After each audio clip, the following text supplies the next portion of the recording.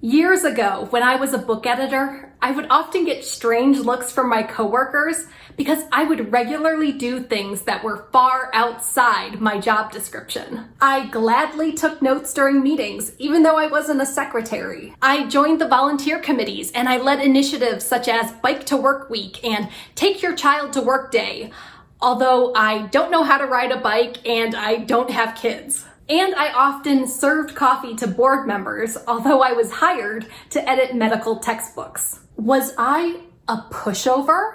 Was I a brown noser? Not at all. I was absolutely thrilled to be living my dream job as a book editor at a huge publisher. Going above and beyond was just natural for me, and I noticed that the hardest workers got promoted first. They were the folks who would ask for extra projects and get in front of the management team at every event. I was a professional, and the senior editors treated me like an equal, even though they had decades more experience than me. Some of my proudest moments include getting a nice big bonus every December, even during the years when we were told there was no money for bonuses, and being promoted after only 6 months. When it comes to your work, are you a professional or do you fall into the bad habits of an amateur?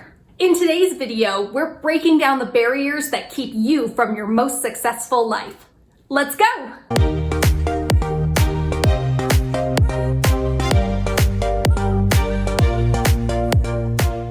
Hey there, I'm Sage Grayson, a former book editor turned life coach.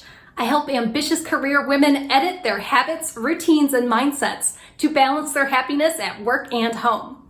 I'm a life editor, and so are you. Today, we're talking about how to shift from the amateur to professional mindset in everything you do.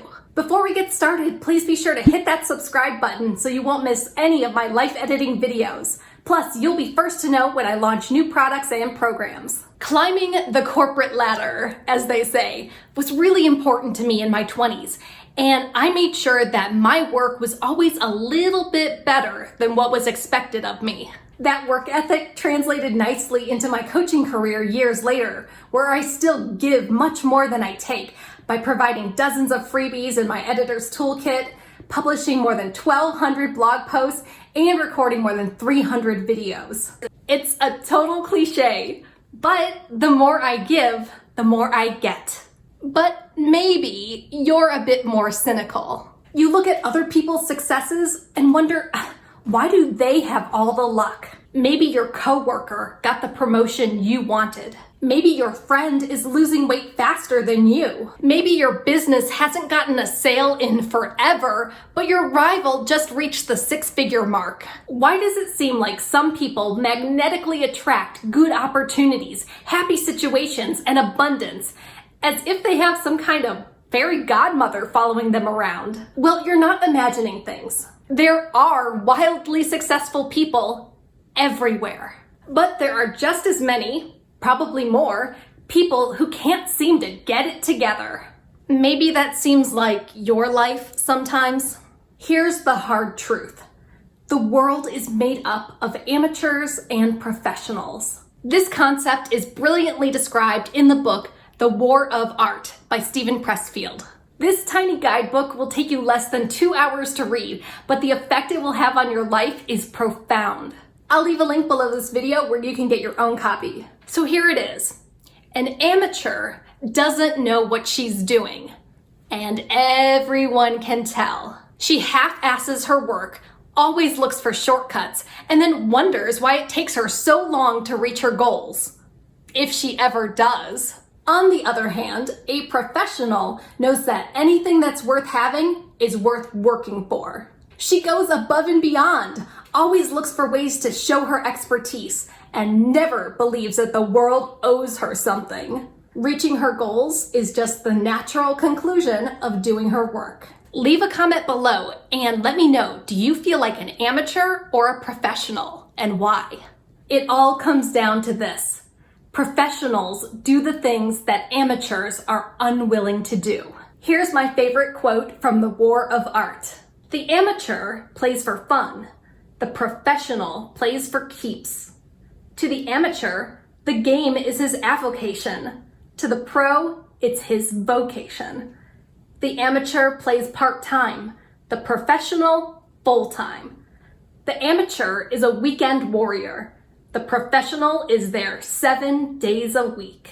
So how can you act like a professional no matter what you do? Here are some ideas to get you to think like a professional. If you work for another company, what can you do to position yourself as a professional? Do you take on extra projects, but be careful not to burn out? Do you dress like you care about yourself and you're happy to be there? Yes, even during Zoom calls. If you have your own business, what can you do to show your potential customers that they should trust you? Do you respond to emails quickly?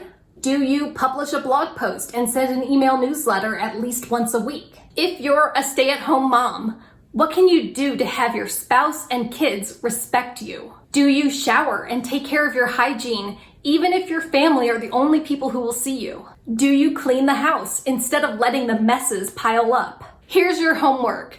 Make a list of all of the things that you would be doing if you really act like a professional, no matter what kind of work you do. How would you step up, show up, and act like you give a damn? Now you may be thinking that being a professional sounds like a lot of work.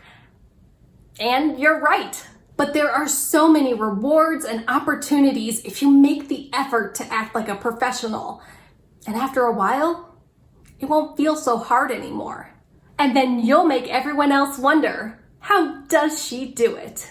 That's it. This week, grab your copy of The War of Art and get inspired to be a professional. If you want more strategies to stay motivated to do your work every day, please watch the video class, Overcome Your Resistance, and you'll find it in the Life Editor Clubhouse. In the class, you'll learn why we resist doing the things that lead us to our goals, push through the fear that holds you back, and find your inner badass to take daily action to get what you want. Click the link below to join the Clubhouse to watch the class, Overcome Your Resistance. Please use the code YouTube to save $10 off your monthly subscription to the Life Editor Clubhouse. Thanks for watching. I'll see you soon.